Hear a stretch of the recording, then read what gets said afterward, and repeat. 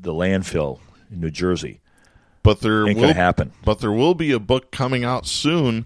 I have this from Jake Tapper, chief Washington correspondent and anchor at CNN. This is dated October 22nd. The anonymous senior Trump administration official whose 2018 New York Times op-ed was called treasonous by Donald Trump has written a new book about Trump titled A Warning that will be published next month, that according to CNN. CNN has exclusively obtained a cover of the book, which has been a closely guarded secret until now, and will be released November 19th by 12, a division of the Hachette Book Group. The author will remain anonymous, and sources familiar with the book tell CNN that elaborate precautions have been taken to protect the author's identity. The sources say that the publisher and the author's literary agents at Javelin were provided verification that the author is the same person who penned the Times op-ed titled, I am part of the resistance inside the Trump administration on September 5, 2018.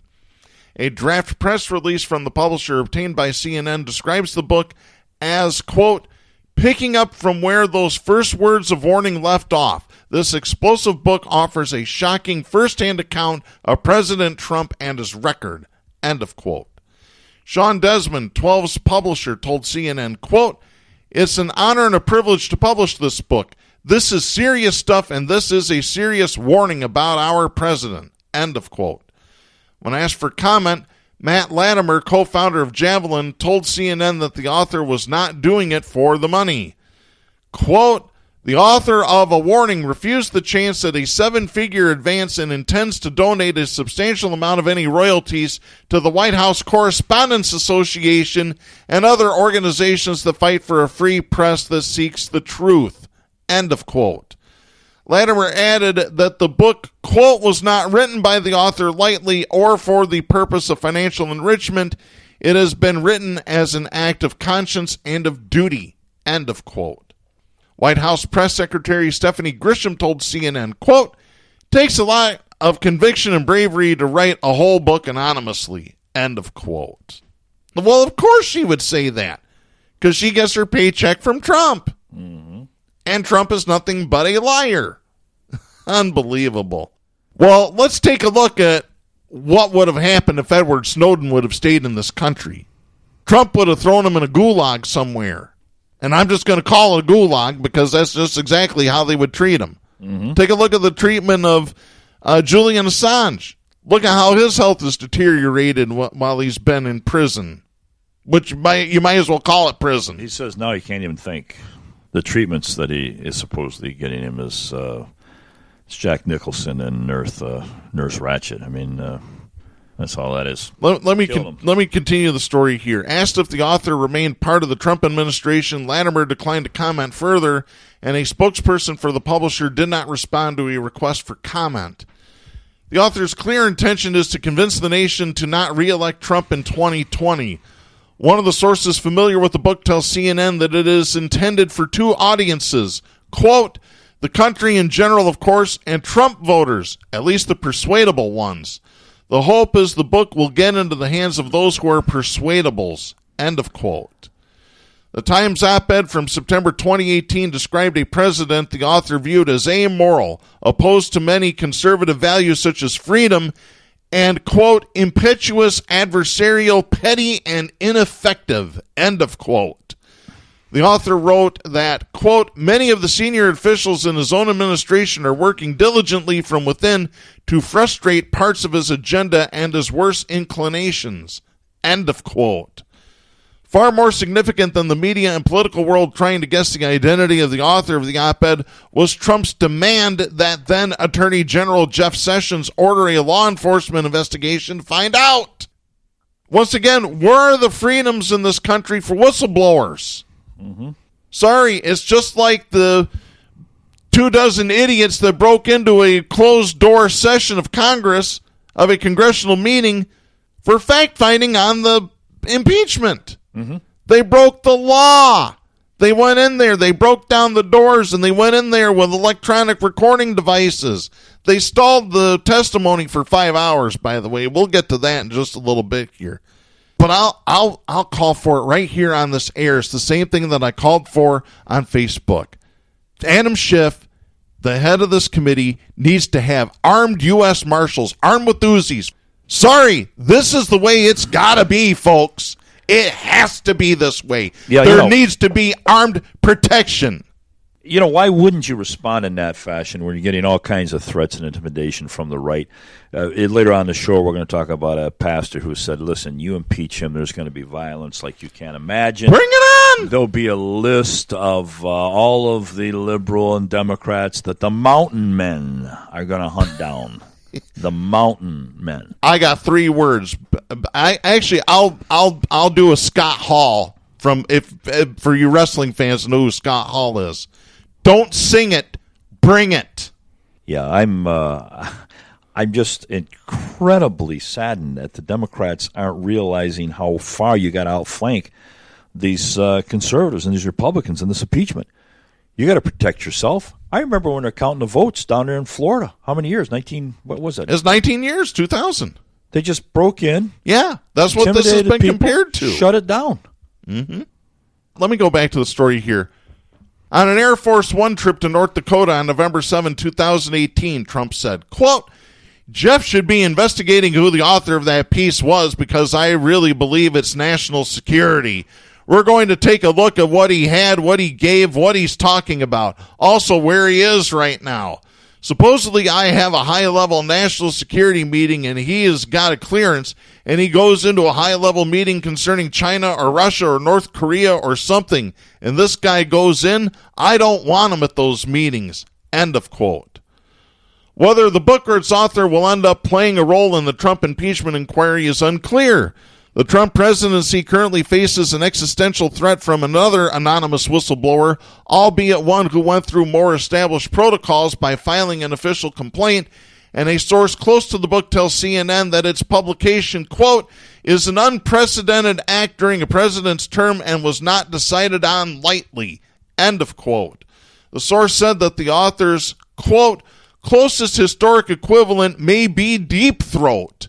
As such, the book should be of interest to ongoing investigations, end of quote.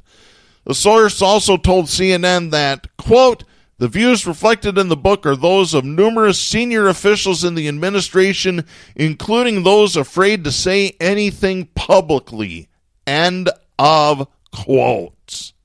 Think about the implications of this, folks. By the way, we have asked for an advance copy of this book from the publisher. We're waiting to hear back from them. This is heavy stuff, folks.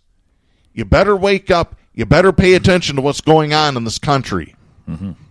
And you better get active. Get active whatever way you feel that you need to. Speak up about it. Protest. Get involved with politics. Pericles said, just because you don't take an interest in politics doesn't mean politics won't take an interest in you. Yeah, these right-wingers, they're meeting around their campfires talking about the day they can stop shooting at targets with pictures of liberals and progressives and gays, et cetera, and do it in real-life form. Christian TV host this week said there's going to be violence. If Trump is removed from office, threats of violence. Christian TV host Rick Wiles, who we've talked about before, warns that there is going to be violence in America if Trump is impeached and removed from office. Again, Appearing bring it! On his True News program earlier this week, Wikes declared that if President Trump is removed from office, his supporters who know how to fight, Darren, will target Democratic lawmakers responsible for moving Trump and hunt them down. Wiles said if they take him out, there's going to be violence in America like you've never seen. There are people in this country, veterans, cowboys, mountain men, guys that know how to fight. And they're going to make a decision that the people that did this to Donald Trump are not going to get away with it. They're going to hunt you down. So, folks, watch out for the cowboys. The cowboys, these are my words now, are going to ride across the Mississippi River and charge into the liberal bastion called New York, and they're going to hunt you down. Where are you getting this story about this pastor? This is from Pathos. Pathos. Yeah. Lovely. What's the date on that? It's contemporary, 23rd, 19. Oh, boy. So it's more laughable than you can imagine. He says, I'm serious. If these people in Washington think they can get away with what they're doing, it's not going to happen. The Trump supporters are going to hunt them down, and this country is going to go into darkness like never before that they brought upon themselves because they won't back off. They are going to go on a rampage, and you're not going to be able to put it back in the bottle. At that point, co-host Edward Zhao opined, once the blood starts flowing, it's going to be impossible to stop. Weil is a popular but controversial conservative Christian leader prone to making outrageous and idiotic claims. For example, last May he claimed that conservative Christians will impose Christian rule in this country very soon. Oh, really? And last October, right before the 2018 midterm elections, Wiles warned his viewers that if Democrats won the election, they should slaughter tens of thousands of Christians. So, wow. Yet even though the Democrats won the House in the midterm election, as of today, there has been no reports of Christians being slaughtered. They're going to slaughter us if those damn liberals get elected.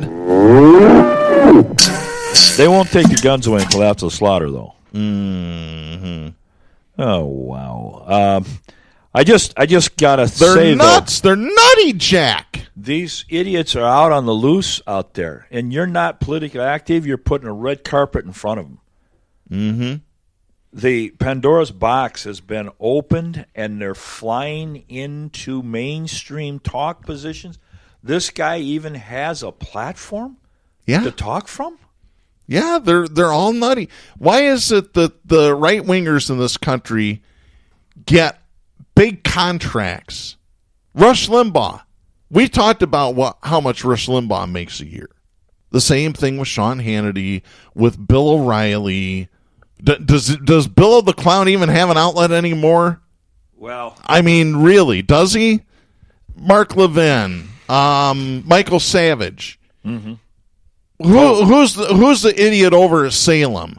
Mike Gallagher. There you and all the other idiots over at Salem Broadcasting. Yes, I'm going to call out Salem Broadcasting because they're a bunch of right-wing crackpot morons. Yeah, and Savage is a mouth-foaming, absolute, violent lunatic. There's no... You only have to listen to 5 minutes of this guy, and you feel like calling for a committal. Mm-hmm. Yet, and they love him. These right-wing nuts love him. Yet anybody that has a progressive thought that even broadcasts it, where are we?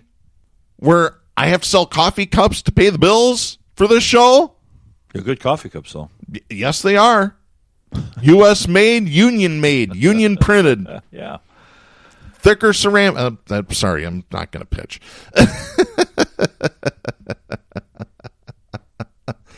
But that's what you got here. That's what you have in this country. Yeah. You got two guys here selling porcelain cups. They're quality.